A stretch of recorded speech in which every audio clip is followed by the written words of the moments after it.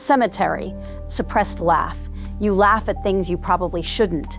A funeral becomes material.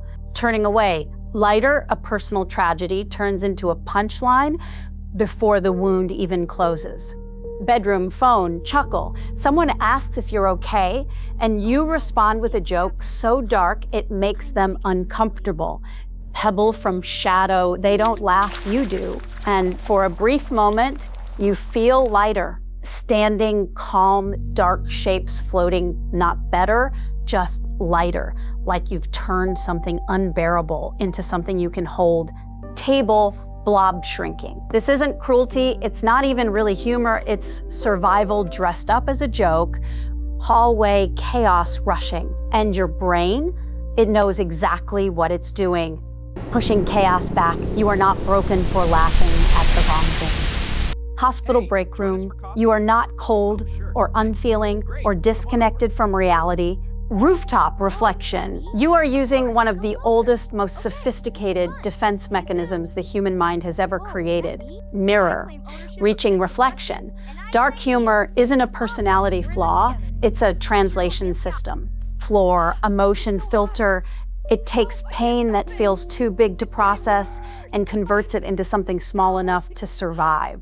Peering through hands. So why does your brain reach for the darkest joke in the darkest moment? Stepping onto bridge, because it's not trying to make light of the situation.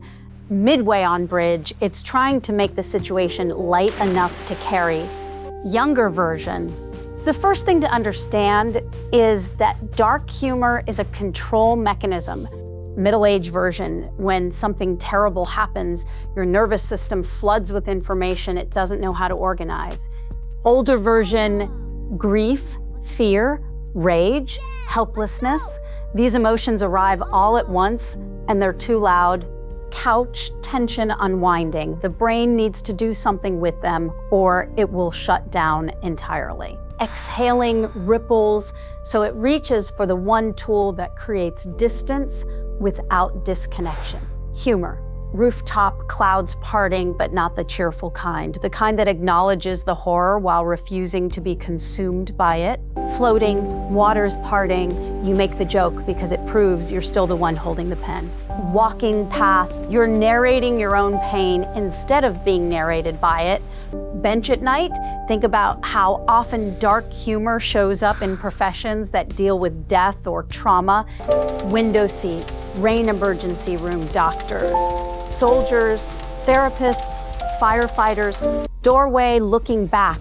These aren't people who don't care. They're people who care so much, they need a release valve. Hallway, the joke becomes a way to touch the reality without being burned by it. Cross-legged, empty room, it's not avoidance, it's engagement on terms the nervous system can handle. Hilltop dawn, your brain is doing the same thing. It's not minimizing what happened. Side profile, it's metabolizing it in the only way that doesn't require you to collapse. Upward motion, but here's the part nobody tells you. Dark humor doesn't just create distance from the pain. Self-embrace. It creates intimacy with yourself. Fading to horizon, when you make a joke about your own suffering, you're doing something quietly radical. Stool, private chuckle, you're claiming ownership. You're saying this happened to me, but I decide what it means. Dark particles, drifting, I decide how to hold it. I decide the tone. Pushing wave, that's why the jokes feel private, even when you say them out loud. Armchair relief, they're not for the audience, they're for you. Looking upward, a way of reassuring yourself that you're still in there, still sharp, still aware, glowing path, still capable of shaping your own experience. Pausing, hand on chest. And this is where it gets interesting. The people who use dark humor most are often the people who feel most deeply. Floor, knees up. It's not that they're numb, it's that they're the opposite of numb. Low angle, standing tall, they feel everything so intensely that they need a buffer. Doorway, half shadow. The humor isn't a wall, it's a filter. Turning toward viewer, it lets them process emotions that would otherwise be overwhelming. Floating upward, if you didn't laugh, you'd cry. And sometimes crying feels like giving up. Window, rain, the joke keeps you upright, it keeps you functional. Hill, back view, it keeps you moving forward when everything in you wants to stop. Self-embrace at rest. There's also the element of predictability. Pain is chaotic. Walking to horizon, it shows up without warning, disrupts everything, and refuses to follow a script. Centered, light enveloping, but humor has a structure. Setup, punchline, release. Side profile, chin, even when the content is dark, the form is familiar, your brain craves that familiarity. Empty room, standing, it craves the small sense of order that a well-timed joke provides. Fading into light, it's the same reason people clean their house after a breakup or organize their desk during a crisis.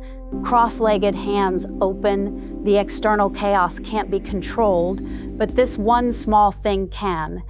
Looking distance, the joke becomes a tiny island of predictability in a sea of uncertainty. Window nook, and that island, no matter how dark, is still solid ground. Open field, as you get older, the way you use dark humor shifts.